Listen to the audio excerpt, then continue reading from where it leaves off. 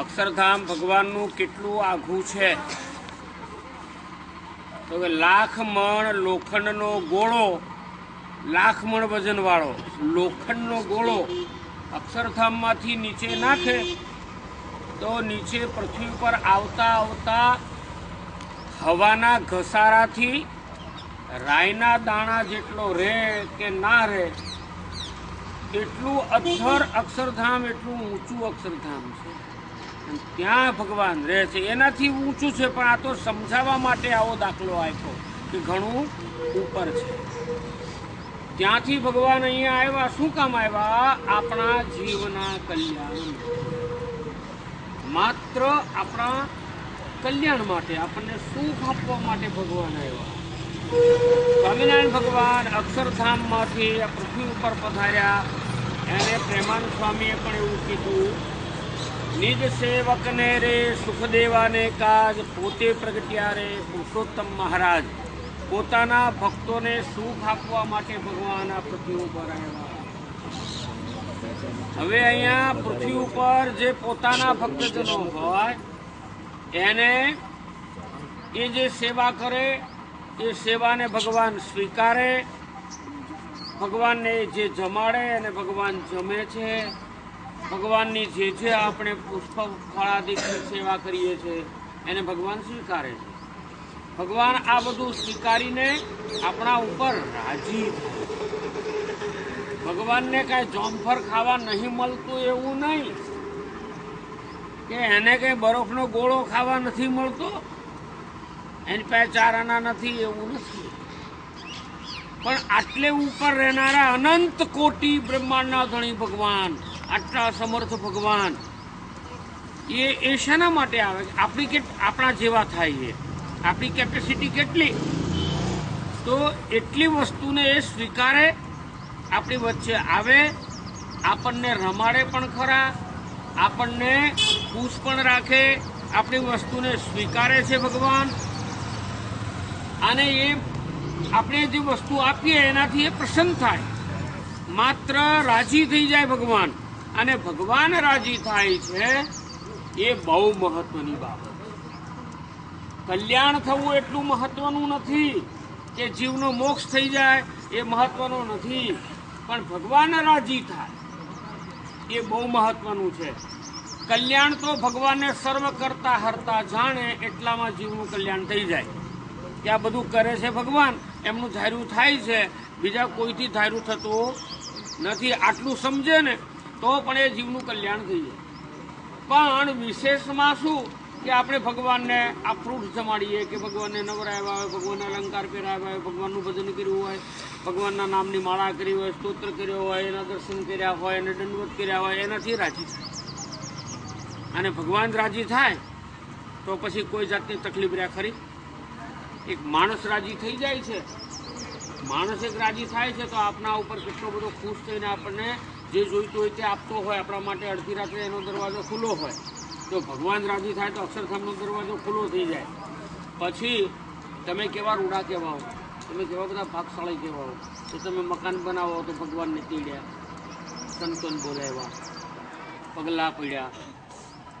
અને આજે જળ નાખ્યું ને સ્વામીએ, નવતમ સ્વામીએ જે જળનો છંટકાવ કર્યો છે ને, એટલે તમારા ઘર, તમે જે ઘર બનાવશો ને એની અંદર કોઈ મેલી વસ્તુ નહીં આવે. અને કદાચ આમાં કંઈ એવું હશે તો એ બહાર જતું નહીં. આમાં ચોર નહીં પેસે, અને કદાચ ચોર પેસી જ બહાર નહીં નીકળી શકે. આ બાઉન્ડ્રી બાંધી દીધી. આની અંદર હનુમાનજી મહારાજ, હરિકૃષ્ણ મહારાજની આજ્ઞાથી હનુમાન દાદા આ ભૂમિની રક્ષા કરશે. એ ભૂમિની અંદર જે રહ્યા હોય એની રક્ષા કરે. પણ આ બધું ભાવથી બધું બને છે. ભગવાનના ભક્ત છે, ભગવાનને આમંત્રણ આપે, ભગવાન પધારે પોતાના ઘરે, સાધુ સંતોના પગલાં પડે. અને એનાથી આ ભૂમિની અંદર જે કાંઈ બનેલું હોય ને, અજુગતું થયેલું હોય, કારણ કે આપણે પૃથ્વીની ખબર નથી. પછી આપણે પૃથ્વીનો પણ આપણાથી અપરાધ થતો હોય. આપણે ચાલીએ છીએ તો આપણું વજન પૃથ્વીને લાગે. પછી આપણે જમીનનું ખનન કર્યું, એટલે ધર્મશાસ્ત્રોમાં જેને વાસ્તુ કહે છે, વાસ્તુ ભગવાનનું એક સ્વરૂપ કહેવામાં આવે છે. એટલે એનાથી શું થાય છે કે આપણાથી નાને જાણે અજાણે બધું જે જીવ જંતુ નું મરણ થયું હોય, જીવજંતુ મર્યા હોય તો એનું પ્રાયશ્ચિત થઈ જાય, એટલે એને વાસ્તુ કરવામાં આવે.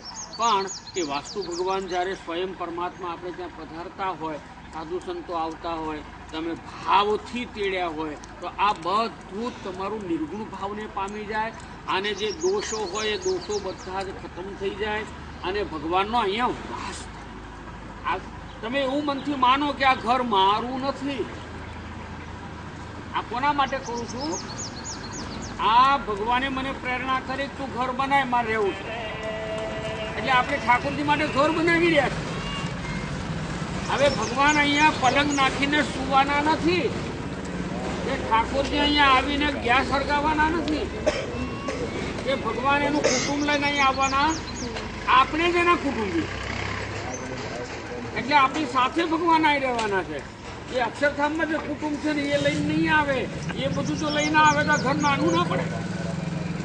તો ભગવાનને અને કાયમને વાસ્તે ઘરમાં ભગવાન રહે, પછી કાયમ ભગવાન આપણા ઘરમાં જમે. ભગવાનને કાયમ જમાડવા જોઈએ.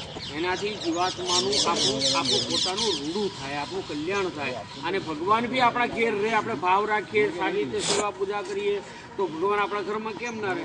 હવે જો આપણો ભાવ સામાન્ય કોઈ ભાણા આપણા ઘેર આવે, આપણે મોઢું ફેરવી નાખીએ તો ફરી કોઈ દડો આવે નહીં. તો માણસ બી આટલો ભાવ રાખે છે, ઈચ્છા રાખે છે. તો ઠાકોરજીને આપણે ભાવથી બોલાવ્યા હોય અને ભગવાનના પ્રત્યે ભાવ હોય તો ભગવાન અખંડ આપણા ઘરમાં વસે. આપણા ઘરમાં જ વસે એવું નહીં, ભગવાનનું ખરેખર ઘર તો અંતર હૃદય છે. એટલે આપણું હૃદય પણ એવું રાખવાનું, એમાં ભગવાનને પધરાવવાનું, એમાં ઠાકોરજીનું ધ્યાન કરો તમે એટલે ભગવાન અંદર બેસે. આ હૃદયાકાશ એ ભગવાનનું ઘર છે. હવે આ ઘરની અંદર વાળેલું ના હોય, જોડેલું ના હોય, સાફ સફાઈ કરેલી ના હોય, પોતું ના મારેલું હોય, માખો બમણતી હોય, ગંદુ હોય, ચીકણું થઈ ગયું હોય, દાગા પડેલા હોય તો આપણે ઘરમાં ગમે નથી ગમતું. તો આપણે કચરું પોતું સાફ કરીએ, એમાં આપણા હૃદયને ધ્યાન રૂપી પોતું મારવાનું. ભગવાનનું ધ્યાન કરીએ એટલે પોતું વાગી જાય, અંદર ચોખ્ખું થઈ જાય. અને ચોખ્ખું થાય એટલે આપણા હૃદય સિંહાસનમાં ભગવાન બિરાજે. આ હૃદય છે ભગવાનનું ઘર છે, એટલે આપણે ભગવાનને અર્પણ થઈ જવું. હું ભગવાનનો છું અને ભગવાન મારા છે. આ સંતો એ મારું કુટુંબ છે, આ સત્સંગીઓ બધા છે, આ બધા ભક્તો છે, એ જ મારું ઘર છે, એ જ મારું કુટુંબ કલ્યાણ છે. અને આ બધા જ એ મારા જ બધા એનું રૂડું કરજો, અમારા ઘરનું રૂડું કરજો, પરિવારનું રૂડું કરજો, અને કાયમ એવી બુદ્ધિ આપજો કે અમે સંતોને બોલાવીએ, ભગવાનને બોલાવીએ, સત્સંગીને બોલાવીએ, અને એનાથી અમારા જીવનું કલ્યાણ થાય. સહજાનંદ સ્વામી મહારાજ જય.